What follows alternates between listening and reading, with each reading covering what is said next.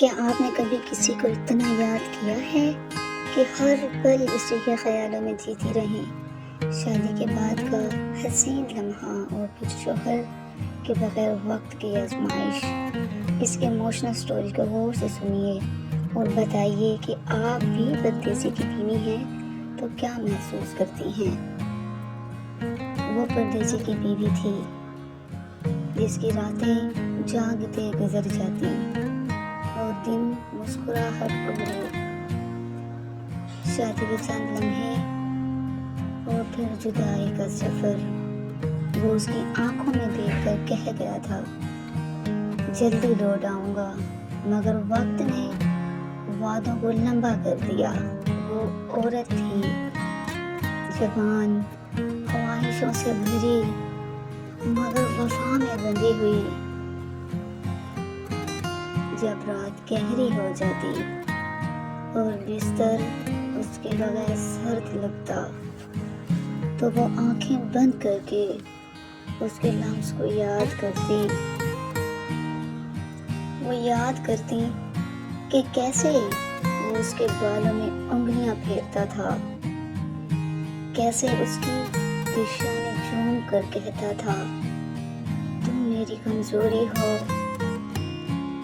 परदेस में वो भी अकेला था, मगर यहाँ वो तन्हाई को अपने दिल में समेट कर जीती थी। वीडियो कॉल पर वो उसकी आंखों में देखती तो दिल ही दिल में कहती, काश तुम यहाँ होते। वो हंसकर कहती, बच्चे याद कर रहे हैं, मगर असल में वो खुद याद कर रही होती। रात के सन्नाटे में वो उसकी शर्ट को खुद से लपेट लेती,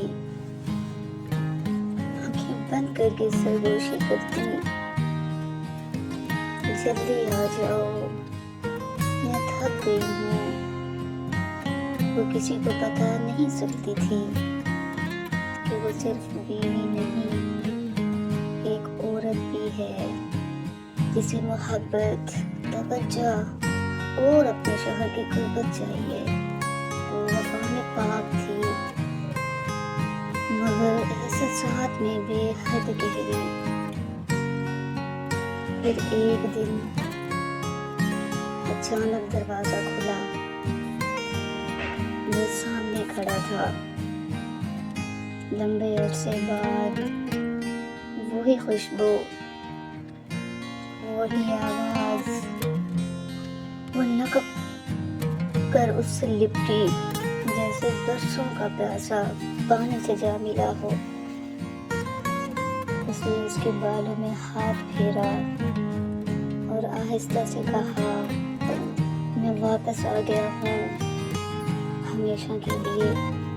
उस रात वो सिर्फ मिले नहीं, वो एक दूसरे में गुम हो गए। जुदाई की सारी थकन मोहब्बत में बदल गई। उसने जान लिया कि परदेसी की बीवी जब अपने शौहर के पास लौटती है तो सिर्फ बीवी नहीं रहती, वो उसकी सुकून, उसकी कमजोरी और उसकी सबसे गहरी मोहब्बत। असल रोमान गुर्बत में नहीं, वफा के बाद की गुर्बत में होता है। बन जाती है, खामोश होती है, मगर उसकी मोहब्बत आवाज़ों से ज़्यादा गहरी होती है।